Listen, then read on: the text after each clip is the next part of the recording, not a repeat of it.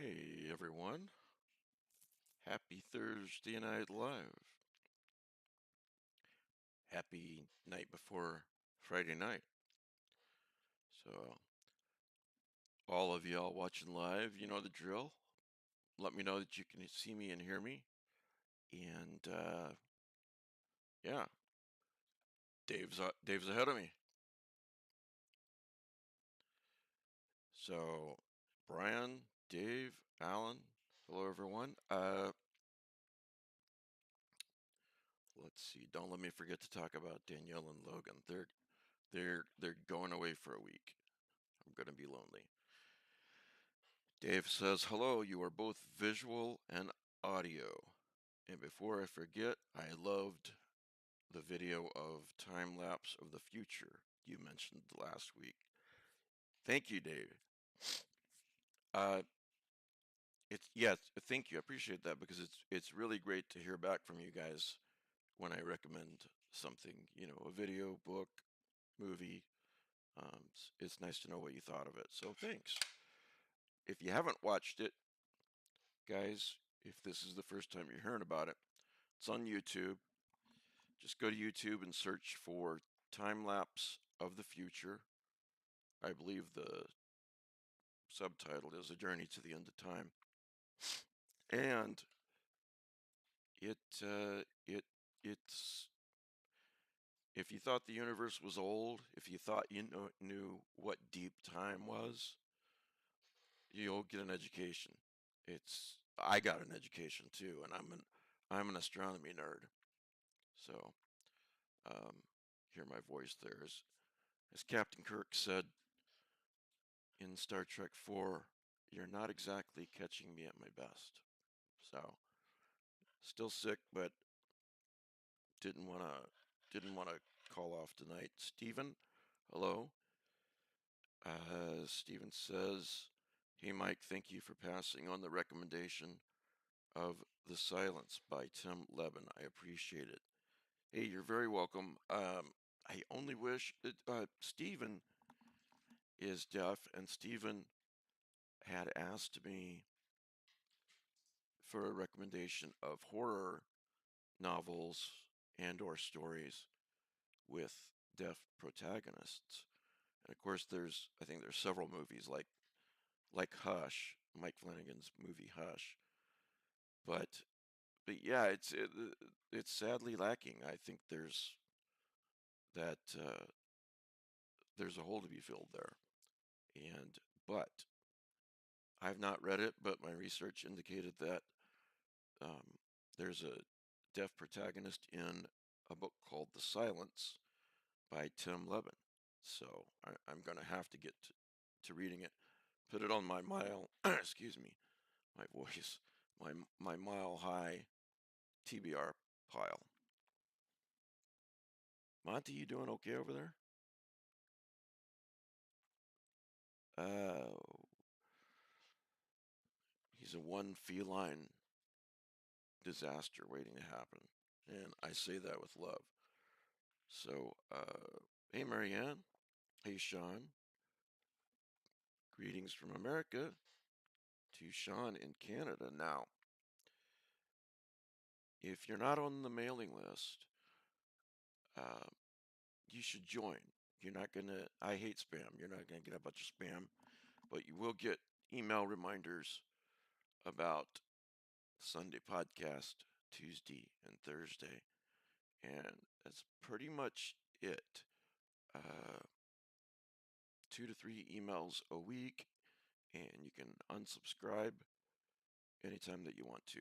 If you go to this video's show notes, scroll down a little bit. Uh, Gosh, what did I changed it to something better than stay in the loop because people are probably like, what does that mean? Podcast alerts. That's what I changed it to with a little mailbox emoji.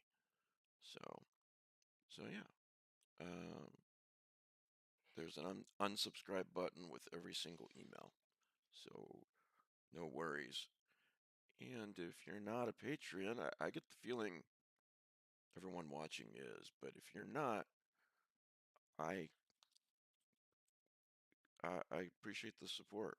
It is literally, I'm going to keep this very short, but I'll just say that the Patreon is literally the only thing that allows me to keep doing this financially. So, of course, there's a lot of emotional reasons. You guys, my wife is 100% behind me and always has been, all that kind of stuff. And if you think your $5 a month, your $10 a month doesn't make a difference, it does. And every time I see a new Patreon come across my email,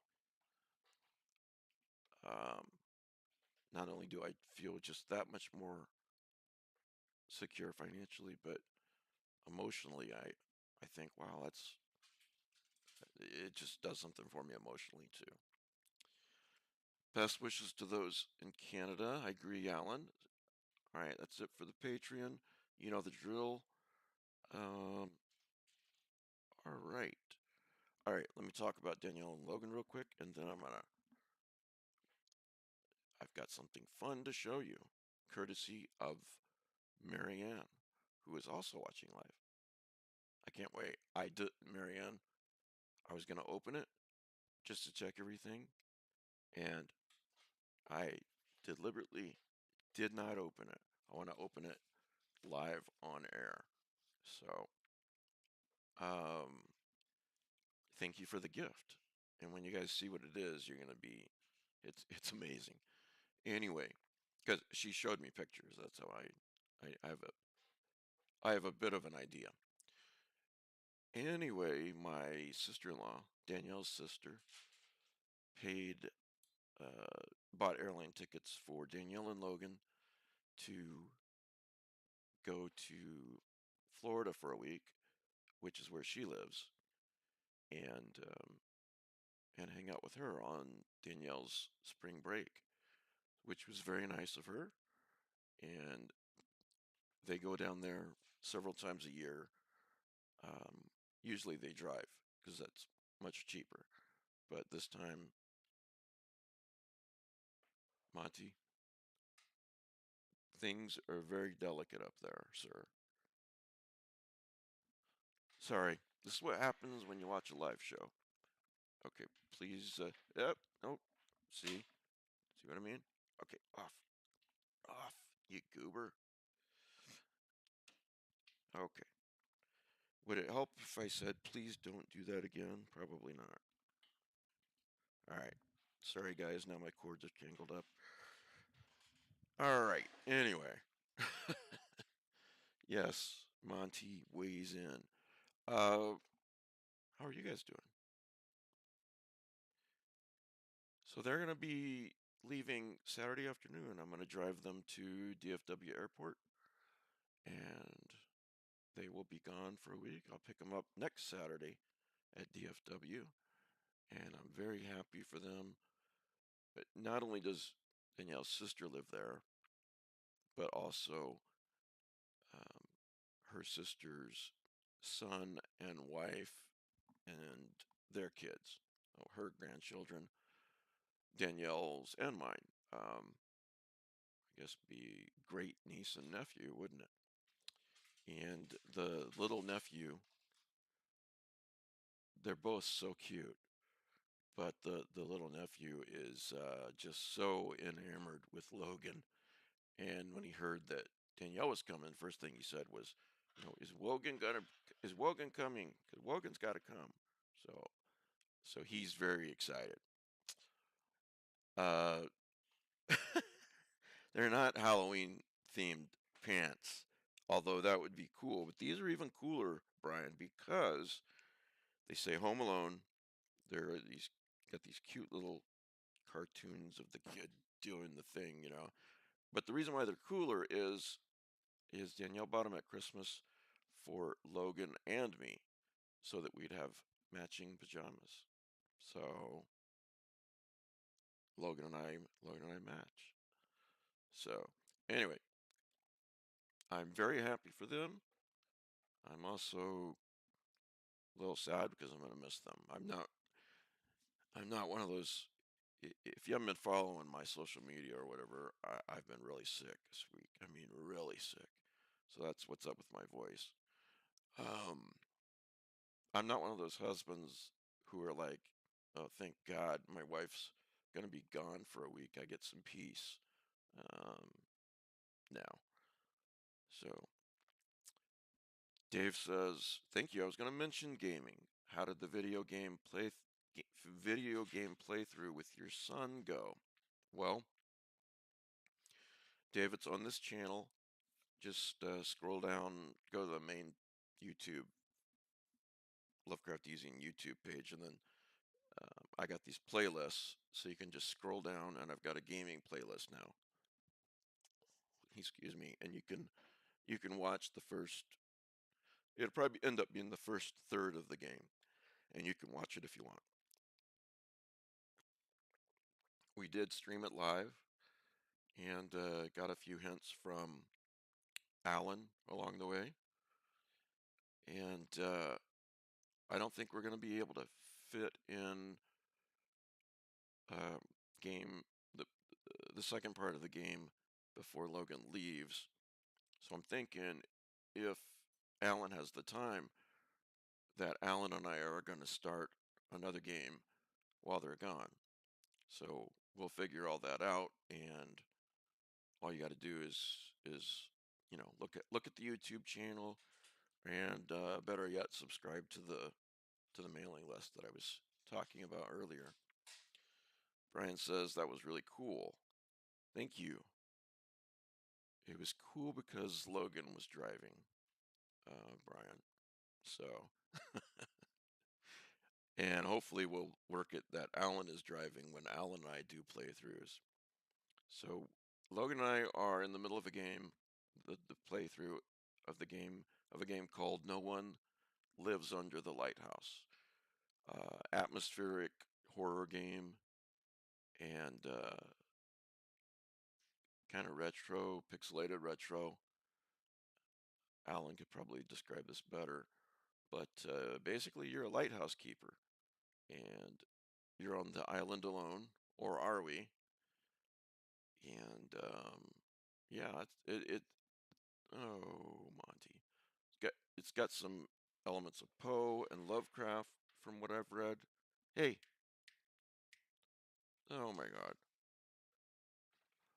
Monty, Montag Davis, get what? Why? I don't understand why you're suddenly obsessed with that tree.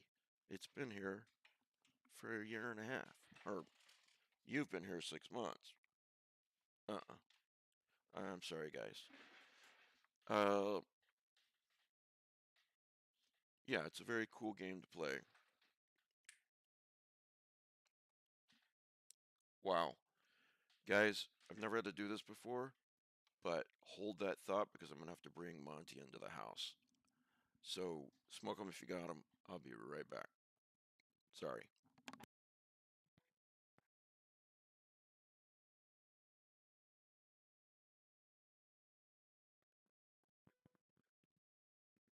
Okay, Monty. I love you, but this is not going to fly, sir. Ouch. All right, let's go into the house. It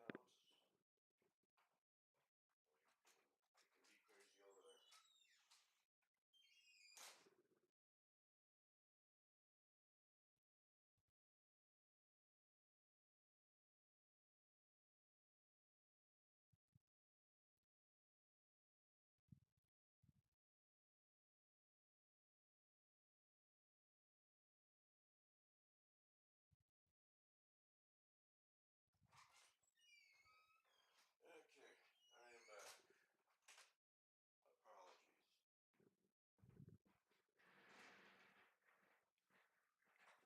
Wow, first time. I have to put that cat on decaf. Keep 'em away from the catnip, right? Uh, you guys still see me and hear me okay? Monty gets banished to the lighthouse. He got voted off the island, Kim, temporarily. Sean says, I started playing the most un-Lovecraftian game ever. Train Sim World. You literally drive trains, nothing horrific, nothing creepy, just driving a train. Calming as all get-go. It's funny you say that because I was doing some research and I downloaded a game for my phone. I have an Android. It's called Traffic Racer, and you can put it on where you just drive and avoid the other cars. You can make it a little bit more difficult if you want, but in that mode, they said it's relaxing, and I was thinking, oh, come on, how can it be relaxing? And it actually is. It's called Traffic Racer. So, anyway, yeah. Not a big Android game player, but I like that. So, Darren, Mike, Darren, you don't have to be sorry you're late. I just had to bring Monty into the house. Alan says, I've got a buddy that likes truck driving games, just driving a big truck. He says it's relaxing. I can see that.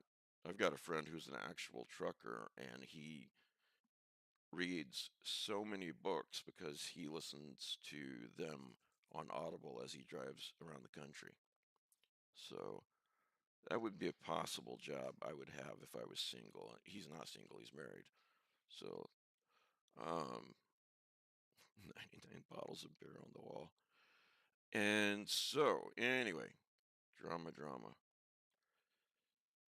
Uh, Alan, I'm curious what his favorite uh, truck driving game is. Like if there's one where you feel like you're in the driver's seat, of the truck, and it's realistic as opposed to, you see your truck on the screen. You know what I mean?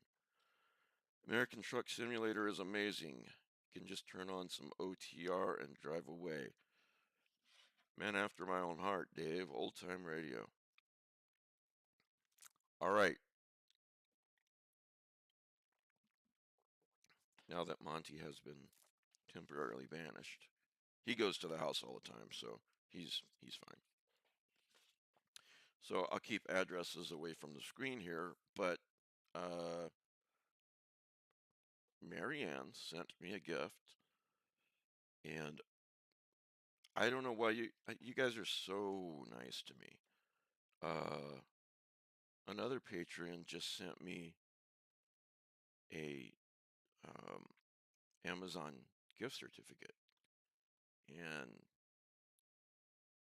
just the I've had several people send me stuff lately, and it's very sweet. So if you're one of those people and you're watching or listening later, thank you. Um, Gift certificates are great, aren't they? Because it's guilt-free spending. Eve Online, you know what? Eve Online, I have heard you can master the game if you do nothing else. Am I wrong? I mean, you have to almost live that game in order to accomplishing anything in it. That's what I've read. I There was another flight simulator game that I got for like $3 recently. I like the idea of being in a cockpit and driving around the universe and everything. But anyway, let me know if I'm right or wrong about EVE Online, Sean. So what we're doing now is I'm got my scissors and I'm opening this gift from Mary Ann, which she made herself. Very talented lady. All right, now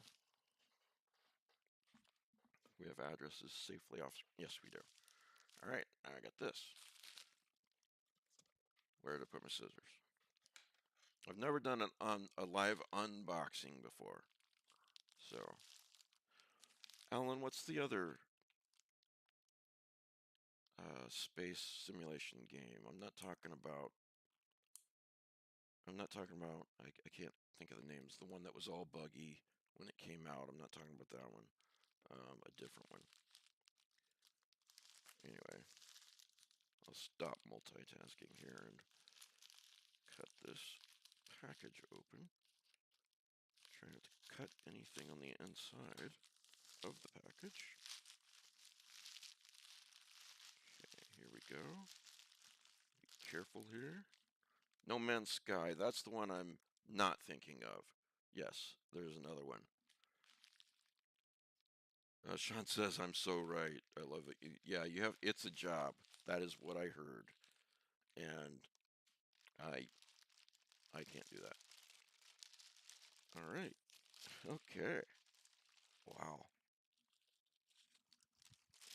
Wow. Wow. Wow. Wow. Okay.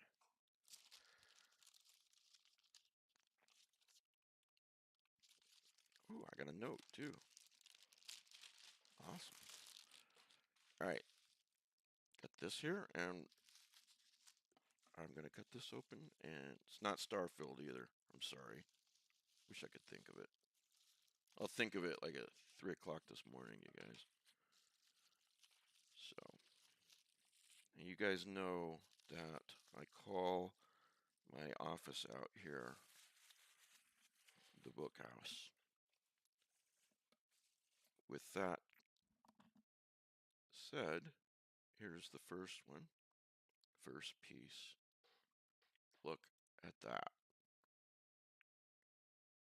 That is amazing, Marianne. That is so amazing. Wow. Okay, let's open the second piece that goes with it.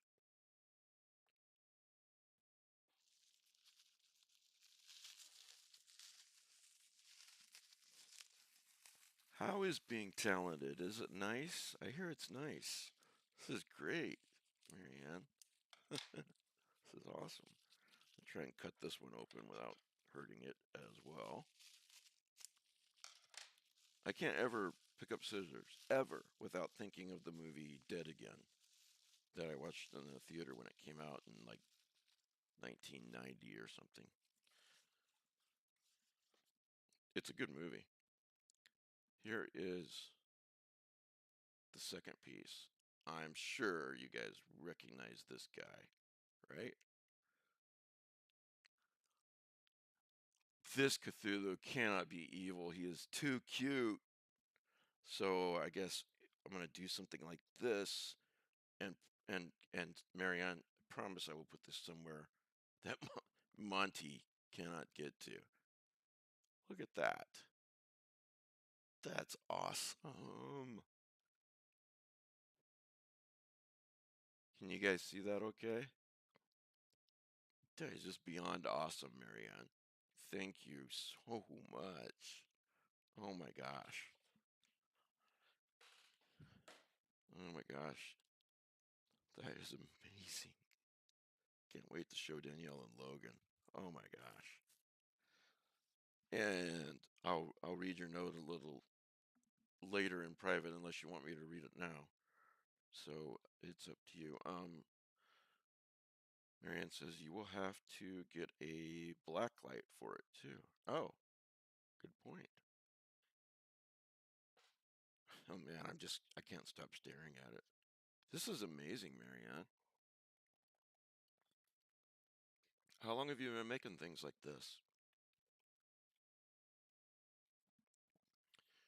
Um, all right, couple of recommendations for you guys. Um, Bridget Brenmark, our friend and co-panelist, recommended a podcast called The Last Movie. And I started listening to it, to the first episode last night. And she said it's really, really good. And the whole theme of it is it's like this King in Yellow type vibe. You know what I mean? It's forbidden movie and so forth. Um, and I can already tell I'm gonna love it. I only wish my friend Joe Pulver was here to listen to it because, excuse me, He was the king in yellow. He was the expert. He was the guy who wrote so many stories. Um, with the Carcosa mythos. Um, he was the man when it came to that and so many other things. Speaking of Joe, here's another recommendation for you. This book here, Joe would talk about so much to me when he was putting it together, and he died before it was published. But he'd already written the intro, already picked all the stories. It just wasn't published yet. It's called The Leaves of a Necronomicon, edited by Shirley Jackson Award winner Joseph S. Pulver Sr., which is the Shirley Jackson is, to me, the award when it comes to horror. Um, it's yeah, all others pale in comparison, in my opinion.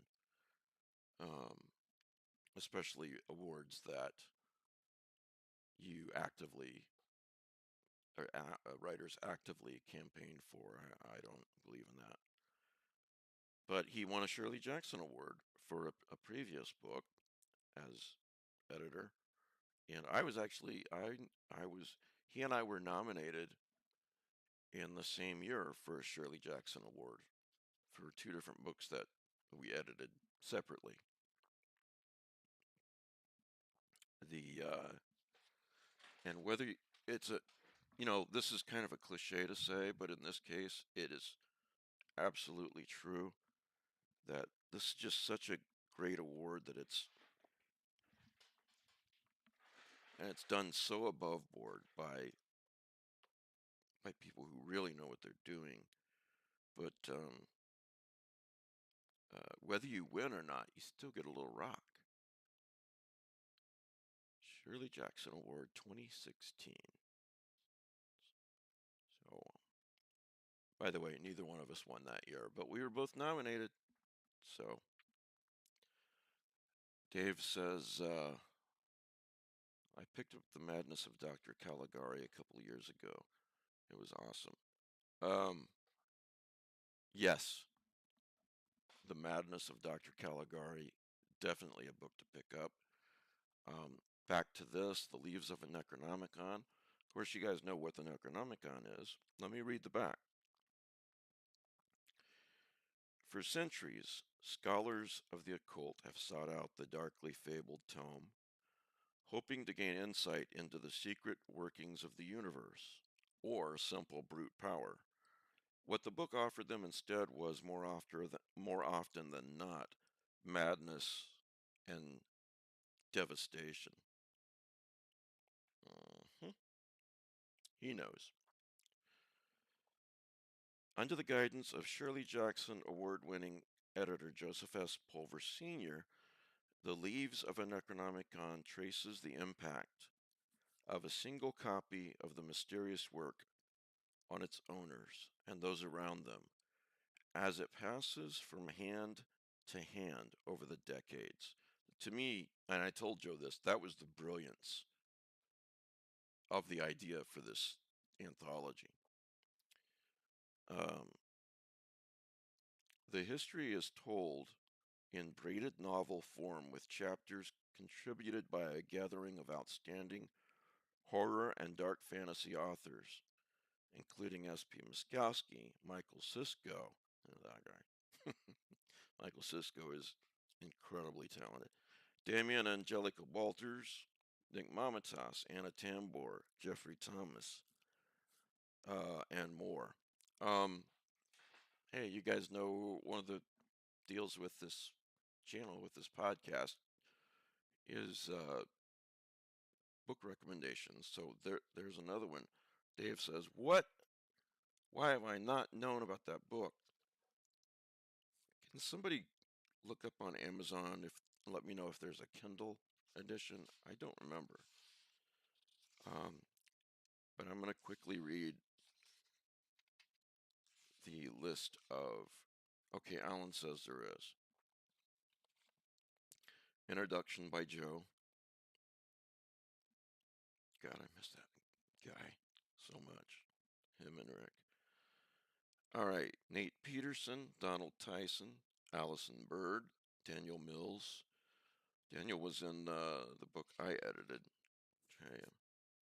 We'll do another one sometime, no matter what Langan says. Daniel Mills, Nick Mamatas, S.P. Muskowski, her too, Cody Goodfellow, genius, Robert M. Price, Don Webb, Anna Tambor, wonderful writer and an even more wonderful lady, Mike Allen, John Claude Smith, E. Catherine Tobler, Damian Angelica Walters, Simon Stranzis, fantastic Canadian writer, Sean, Nikki Gerlin, Michael Sisko, another Anna Tambor. Wow. See, I've not gotten to this one yet, but I heard a hell of a lot about it from Joe.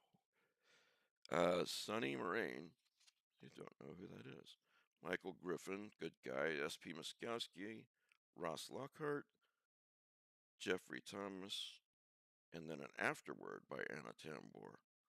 Wow. 3 Anna Tambors. I love the intro. I've read that. Joe, if you're watching, forgive me for not getting to it yet. You know how TBRs are. Am I a fan of the horror movie Phantasm? Darren, don't cancel your membership, but I've never seen it. Sorry. Should I? Should I see it? Yeah, so yeah, pick that book up, guys. Joe would want you to. Joe would want me to tell you guys about it, and I just did. So there is that. I have a story to tell you, kind of a weird little story. And oh, okay. Amazon sells only the physical copy, and there's the link to Chaosium for the Kindle copy. Buy the EPUB from Chaosium. All right, Darren, I'll check it out. I'll write it. I'll put it on my list. The story I have to tell you guys is not mine, but I have permission to tell it.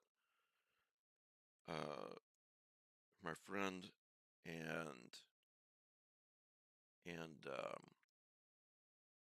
Patreon Kevin Scott Joyner, who's usually on the Friday night hangouts. So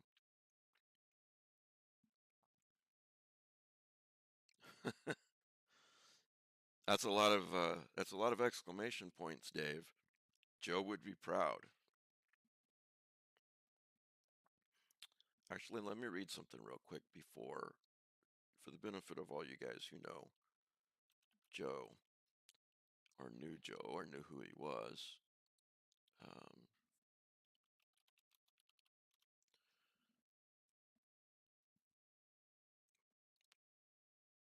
So Joe died on April 24th, 2020. And I wrote this on the Lovecraft Easing website at that time. Joe has a huge body of work. So if you didn't know him, you can get to know him, so to speak, through his work. But I wrote, sometimes in this life you meet people who you might call large-souled, who are a privilege to know. That's a quote from, you won't find it in the Sherlock Holmes books, but it's a quote from the Jeremy Brett Sherlock Holmes, and it just absolutely fits. You can look this up if you want to read it later, and I'll give you the link. There you go. But what I do want to read is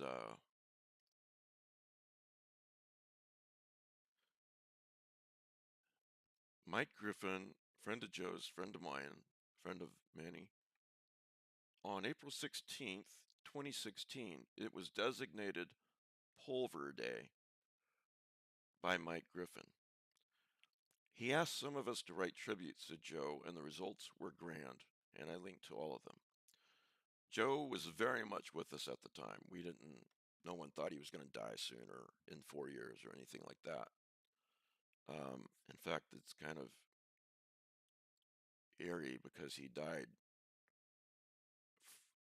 4 years to the month from then. But that was not on the horizon at that time. And I was one of the ones asked to write tributes to Joe on Pulver Day. To continue quoting myself from this post, Joe was very much with us at the time, and he got a real kick out of it. I applaud Mike Griffin for organizing something like this then, instead of waiting until a time came that Joe could not read them. I do think that's so important. Anyway, the first part of my offering to Pulver Day was decidedly tongue-in-cheek. The last few paragraphs, not so much. Here they are. So, this is from my tribute in 2016. I spent many an hour with my friend Joe that way, video chats, talking about weird fiction, horror, you name it. He's gone now, but we still have his work. He lives on through his books, and he continues to inspire this new generation of weird fiction writers. I know because I've heard them talk about him. Also, I've heard something else. One last tale, you might say. Joe really loved this. They say that sometimes, long after midnight, when the writing block sets in and everything feels hopeless, when they feel that perhaps they aren't cut out to be writers, when a gibbous moon hangs in the sky and the stars almost look black, something strange happens. Their computer monitor flickers, and then a window opens up on a corner of the screen. At first, all is dark. Then a match flares, and a man with a white beard and a drooping mustache lights a cigarette. He's sitting at a desk. Bookshelves tower over him. He glares, and they can feel his eyes boring into them through cables and Wi-Fi and time and space from Carcosa. And then he speaks. Bleed, he says to them. Bleed on the page. And then he is gone.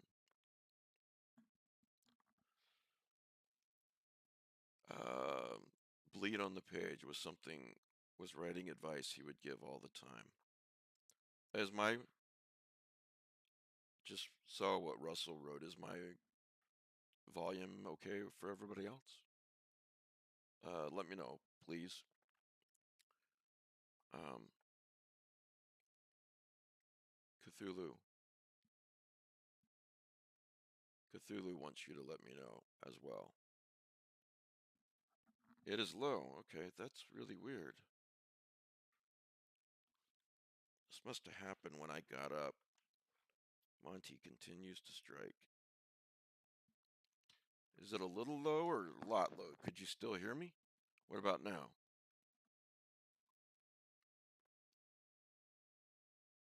Sorry about that, folks.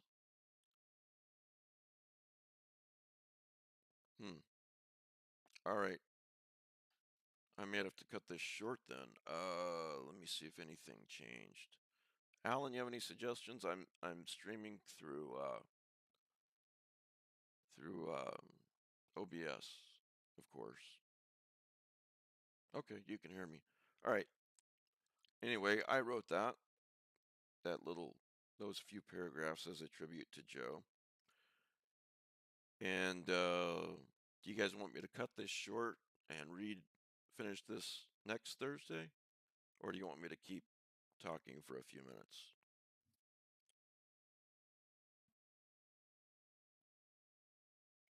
Okay, I'll keep going. All right, this is from Kevin Scott Joyner, and I have his permission to read this. And I will try to talk louder than I usually do. All right, my friend and I had a Twilight Zone-esque experience at the old Denny's in my hometown. We ate dinner there at about 10 or 11 p.m., then headed out before midnight. My friend was driving, and his car broke down about a quarter mile from the restaurant. We could not get it started again, not even with popping the clutch. So we decided to walk back to Denny's for coffee and dessert while we waited for a friend to pick us up.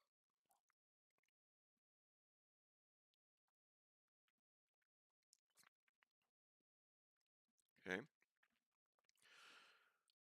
We got seated by a different waitress than before, and we opened up our menus, not bothering to look at the cover. But the menu is completely different. Similar fare, but no trademarked Grand Slams or Moons over Miami. Moons over Miami. Wondering if we somehow walked into the wrong restaurant, we look out the window, straining our necks to see the tall sign outside. It read, Wags. We looked at each other dumbfounded. You guys still hear me? We looked at each other dumbfounded. Then we notice the same waitress as before, but her apron is different. And her name tag has the Wags logo. Naturally, we asked her what the hell was going on. Turns out the location had been bought out. The official changeover happened at midnight, and they wasted no time switching everything over. Corporate rules, I'm guessing, since they went so far as to get the sign changed so late in the evening. The coffee and the pie were still good, though. Wouldn't that be weird? I mean, that is like a Twilight Zone thing, isn't it? Um, yeah, so, yeah. Well, Kim, yeah, I was going to say, can we, all of us probably, us cosmic horror fans, are always questioning our sanity. Anyway, don't forget about Bridget's recommendation of The Last Movie, the podcast, The Last Movie, which is what got me started on Joe tonight. It's kind of a King in Yellow, I don't know, motif, theme? I don't know. We'll see. Um, talked about the gaming. Alan and I will keep you posted on that, okay? And please support our fellow Patreon, Matt Maxwell. Um, I thought I had this up, but I can get it real quickly. He's got a Kickstarter going, and I'll put it in the side chat here. He's got a blurb from Laird Barron, which is a wonderful thing to have. And this is called Fake Believe, New Weird and Fantastic Horror Fiction.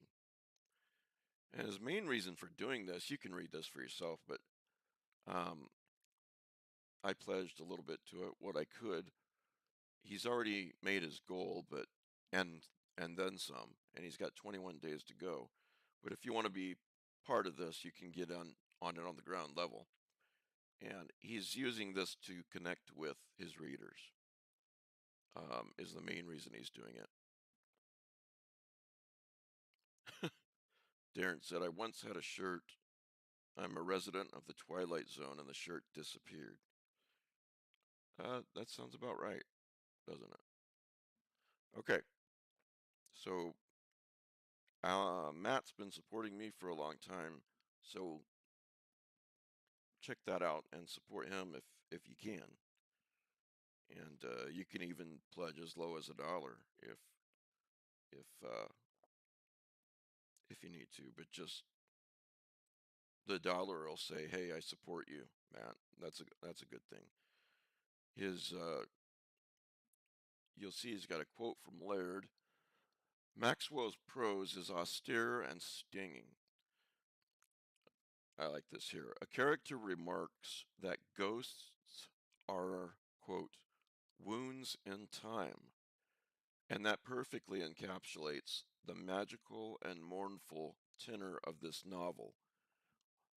Speaking of All Waters Are Graves, another book. It is a strong work and it will linger with you.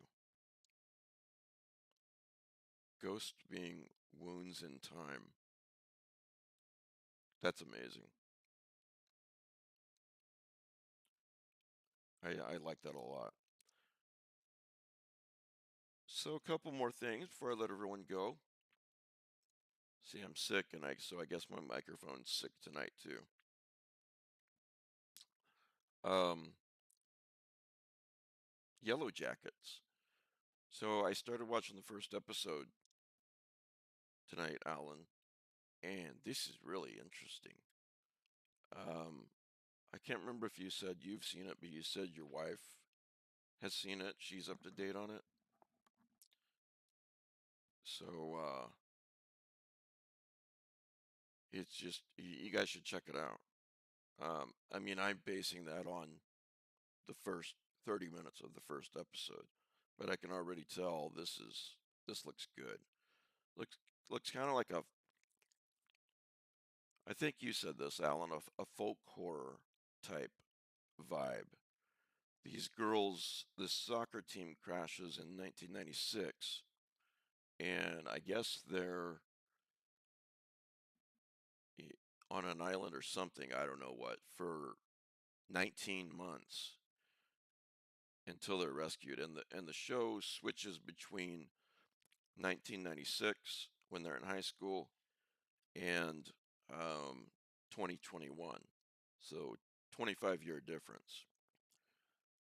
Idrin says, really looking forward to what you think of the series. You liked Evil, so you will probably enjoy this. Alan says she likes it a lot. She also recommends the Billy Crystal Supernatural show on Apple called Below. Oh, wow, I didn't know there was a Billy Crystal Supernatural show. Thanks. Tell her we said thanks. Yeah, appreciate that. So sometimes when I love to read. You guys are the same. But sometimes when I'm this sick, and my head hurts and all that crap I won't bore you with. I'm not trying to complain, but just laying there and watching something is really all I can do. Oh, it's called Before, not Below. Okay, it's on Apple. I temporarily have Apple for like $5. So I'll try to watch that. Let me see if I have anything else. Thanks to Kevin Scott Joyner for that cool story. No worries, Alan. No worries. Um, yeah, I think I'll leave it there for tonight. except I do want to show this one more time in case you didn't see it. If you just walked in, Marianne, who's watching still, I think. Um, Darren, astronomy. I will talk about astronomy next Thursday. I promise. I do love it. Yeah, if you haven't watched that video I recommended last Thursday, you really should. Um, I'm sorry, my brain. I'm sick and I'm blanking on the title, even though I talked about it 40 minutes ago. Anyway, Marianne made this. It is amazing.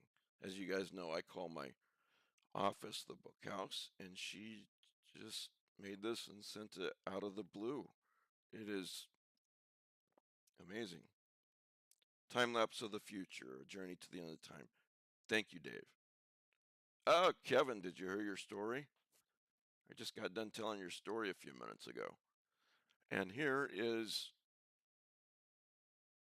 a hero who needs no introduction, Cthulhu. Thank you very much, Marianne. If you're still watching, thank you. And thank you to Marcus for the gift. I'll keep that private like you wanted. And thanks to the patron who gave me the Amazon gift certificate. You guys are really good to me. Thank you. I want to do one more quick thing, and I'm gonna get this. I'm gonna do this again for all Patreons. Yeah, you can rewind it later, Kevin. Make sure I told it correctly. But thanks for letting me share it. It's just a funny, cool little story. Um, I just posted this. Whether you're a free Lovecraft Easing Patreon or a paying one, you can read this post. First of all, I love that poem, and but what I want to get down here is if you scroll down there, so I named some of my new Patreons I named my new patrons from the last month or so. Author Scott Kennemore, um, author of Edge of the Wire, which I linked to. Leslie Lutz, author of Sweetest Darkness. R.L. Stein read it and said it was so scary it gives darkness a bad name. When I finished the last page, I realized I was still shivering.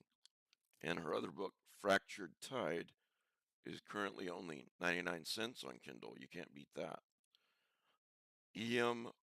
Otero, author of What the Witch Moth Brings. That's quite a unique title. And Dan Sauer, who is a publisher, Jackanapes Press, an artist. In fact, I have one of his Halloween works of art over there on the wall that he kindly sent me about a year ago. Have I read House of Leaves? Well, years and years and years ago, I have, Darren, and I have it here next to me to reread as soon as I can. You ever think about how impossible House of Leaves would be on Kindle?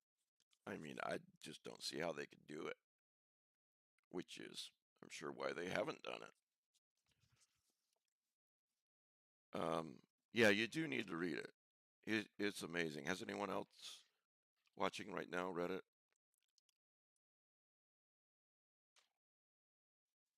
Yeah. Russell says, scaring me right now. It is so scary. I read it once a long time ago. Same.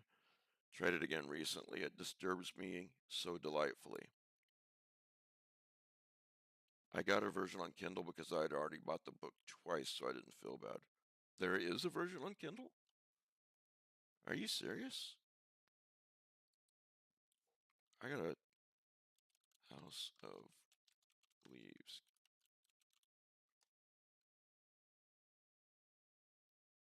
On Reddit, it says, this is from 10 years ago, there is no longer a Kindle version.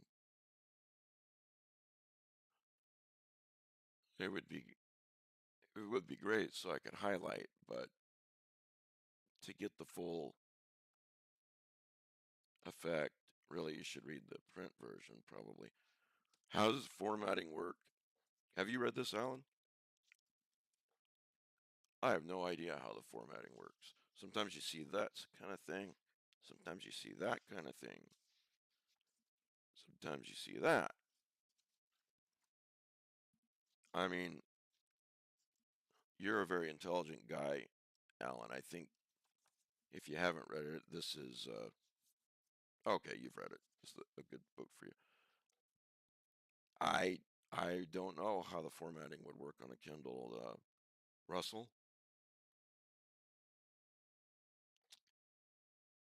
I'm glad it's no longer available. To be honest, wait a minute. What what in the heck? Oh my gosh! I just learned something. Apparently, it is still available on Kindle. Look, I'm going to give you guys the link. There you go. All right, it says Mark Z. Danielewski, hope I'm saying his name right, House of Leaves, bookmarked by Michael Seldinger. I don't know what that means, but it's got 2.5 stars, so apparently. Okay, top reviewer, 1 star, says, very misleading. Heard good things about the actual book. Well, yeah. Tried to buy it, got an essay instead. Yeah, that is misleading. Say it's an essay, man.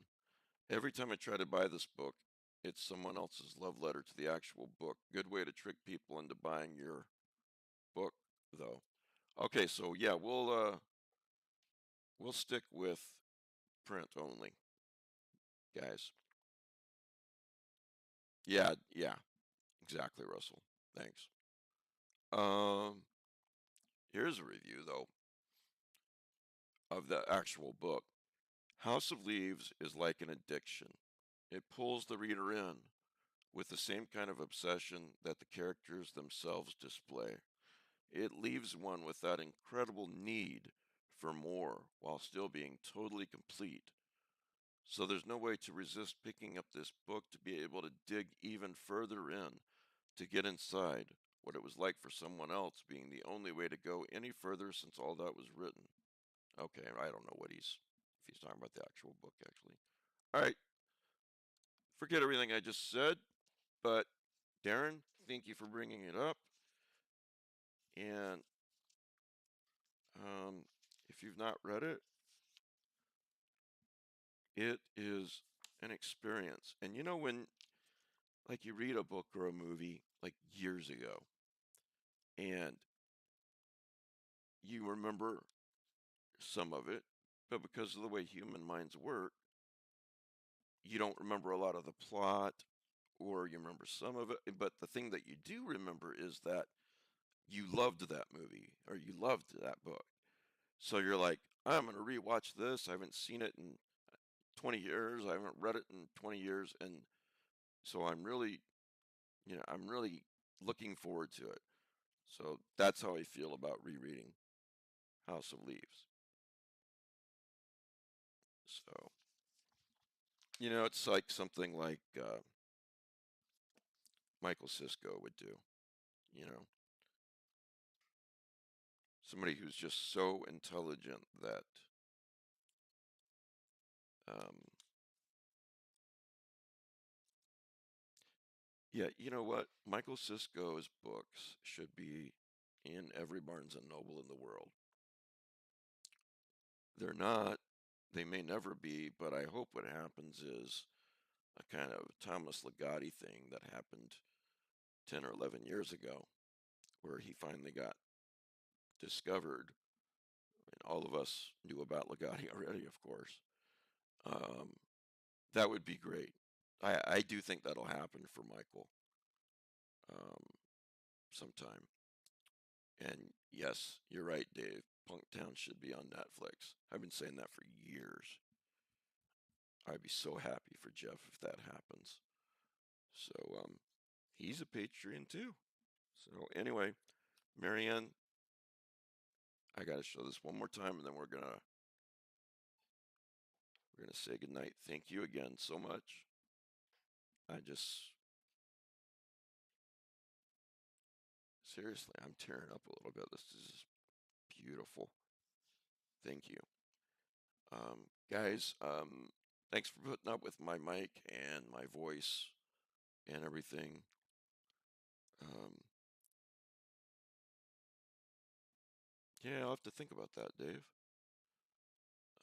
And I hope all of you have a great, enjoy the rest of your evening, what little there is left of it. And if you're coming to the hangout tomorrow, I will see you then. Good night, everybody, and thanks.